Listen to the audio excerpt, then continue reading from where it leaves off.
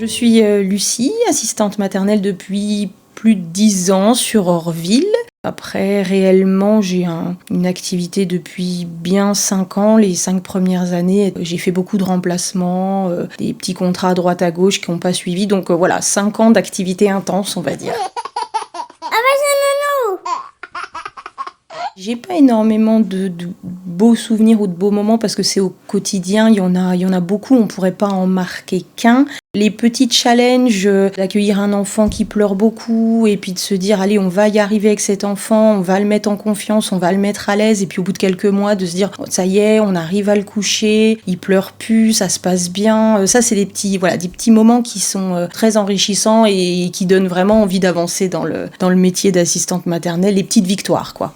J'ai fait une formation sanitaire et sociale quand j'étais jeune, pendant mes études. Donc je m'étais dirigée tout naturellement vers les enfants et j'ai découvert le métier d'auxiliaire de vie, donc plus près des personnes âgées, personnes handicapées. Donc je me suis dirigée de ce côté-là. J'ai travaillé pendant 5 ans en tant qu'auxiliaire de vie. Et par l'intermédiaire de cette entreprise, je gardais aussi des enfants le soir, mais au domicile des parents. Et quand je me suis trouvée enceinte de ma fille, j'ai voulu trouver une solution justement pour pas continuer à aller travailler assez loin de mon domicile et puis faire garder ma fille, je voyais pas l'intérêt. Donc j'avais ce vieux projet entre guillemets d'être assistante maternelle peut-être quand j'aurais eu 40 ans ou quelque chose comme ça. Et finalement le projet s'est décalé. Je me suis dit quitte à faire de garder ma fille chez moi, autant rendre service et autant garder les enfants des autres puisque c'était quand même quelque chose qui me tenait à cœur. Donc dans un premier temps, je l'ai fait en me disant ça me permettra d'élever mes propres enfants puisque j'ai eu un garçon derrière. Puis je me suis dit quand ils rentreront à l'école,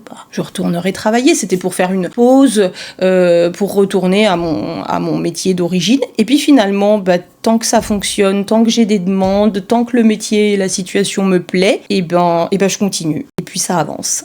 Comme j'avais fait des études sanitaires et sociales, j'avais déjà le CAP petite enfance, donc j'ai pas eu besoin de passer la formation, donc je dirais qu'il s'est passé entre 6 mois et 1 an, entre la décision claire de dire je vais devenir ASMAT, et puis le premier contrat qui est arrivé, peut-être 6 mois, 1 an, mais à peine plus. J'ai pas fait beaucoup d'aménagement du logement parce que comme je venais d'avoir un bébé, j'avais déjà pas mal de matériel de puériculture. Après, il a fallu en racheter pour en avoir en quantité importante. Peut-être ajouter 1 ou 2 barrières par-ci par-là, des choses un peu plus de sécurité. Au niveau des aménagements de la famille, on va dire, pour mon conjoint, ça a pas été un problème parce que sa maman est assistante maternelle également. Donc en fait, quand j'ai commencé à évoquer le sujet, pour lui, il y avait aucun souci, il avait toujours connu ça étant jeune. Donc il y voyait pas d'inconvénient à avoir des enfants à la maison. Et après, un peu plus tard, on a, on va dire, réaménagé le cadre de vie quand mes enfants ont grandi parce que forcément, ça empiète sur notre vie de famille et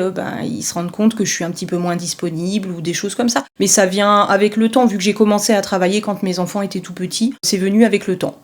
Comme j'ai dit précédemment, ça fait un petit peu plus de 10 ans que je suis assistante maternelle. Les débuts n'ont pas été très simples. Pendant bien 5 ans, j'ai pas eu beaucoup de contrats. Je remplaçais des collègues, j'avais des petits contrats et puis les parents sont partis pour cause de déménagement. Donc ça, c'est pas forcément quelque chose qui est facile à accepter quand on se lance, d'avoir des périodes creuses comme ça, de se dire on n'a plus de travail, personne n'a besoin de nous, il y a une remise en question. Est-ce que je conviens bien au poste? Est-ce que ma maison est adaptée? Est-ce que c'est ce que les parents attendent? Il y a beaucoup de remises en question. Et puis en fait, on se rend compte que ça va, ça vient, parce que le choix des parents est pas forcément porté sur nous vraiment en tant que personne, mais ça peut être la situation géographique, ça peut être beaucoup de sujets. Mais parfois, on se remet un petit peu en question, de se dire est-ce que le problème vient de moi? Et puis après, hop, on est remis en confiance avec d'autres parents, d'autres contrats. Et puis ça avance. Mais c'est un métier qui a des creux, des bosses.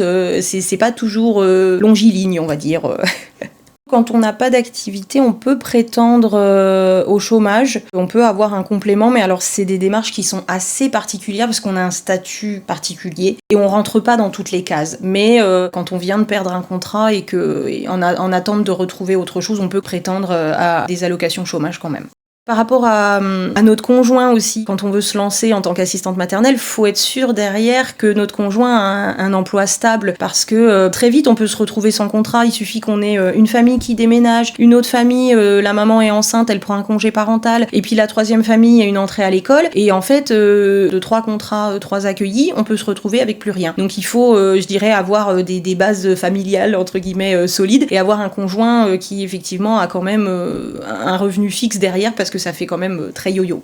La question de l'isolement, pour moi, ça pose pas énormément de problèmes parce que dans mon métier d'auxiliaire de vie, j'étais déjà seule sans collègues. C'est vrai que ça peut poser problème sur le long terme quand même de se dire on voit uniquement les parents le matin, les parents le soir et tout le reste de la journée. On est vraiment qu'avec des petits. Je dis des fois en rigolant que je parle à mes pieds. Je parle avec les enfants, mais c'est pas des sujets d'adultes forcément, mais voilà. Après, on a le relais qui est là pour nous encadrer, pour nous aider, pour nous accompagner. En tant qu'assistante maternelle, ça me sert à moi pour rencontrer des collègues, échanger sur des problématiques ou pas. Et puis aux enfants accueillis, rencontrer d'autres enfants. Et puis bien souvent, c'est des enfants qui retrouvent après quand ils rentrent à l'école. Ça fait une passerelle. Je participe à la plupart des activités quand je peux. Pas plus tard que lundi, on a été au parc Lescure à Selonget et l'animatrice Corinne avait emmené tout un tas de jeux et jouets pour les enfants. Et on a fait donc cette petite activité en plein air qui nous a changé un peu des activités qu'on fait habituellement au relais.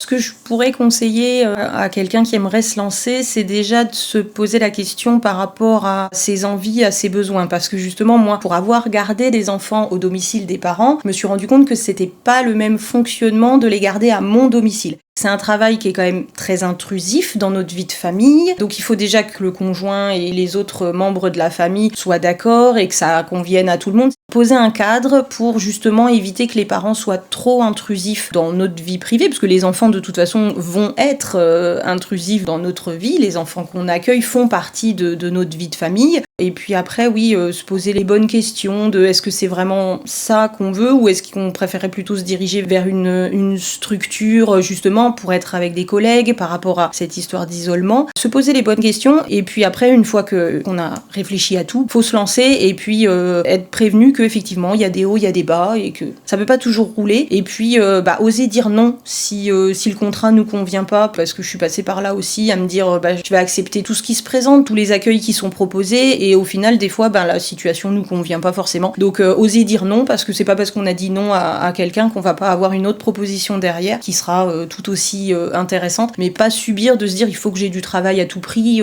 Non, il faut que ce soit confortable pour qu'on puisse travailler correctement et que ça colle avec la famille, les autres enfants accueillis, tout.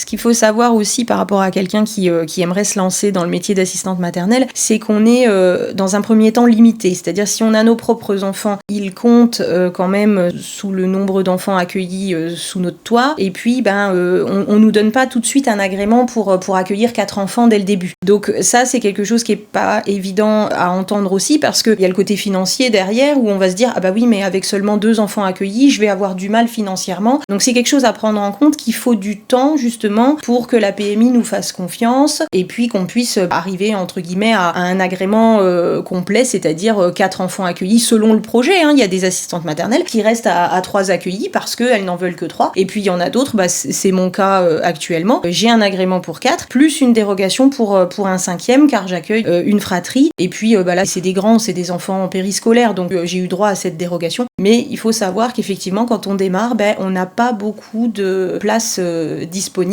Donc ça bloque un petit peu. Donc il y a un temps pour arriver entre guillemets à son agrément complet ou à son projet initial. Voilà, il y a un temps. Au revoir Nounou, à bientôt.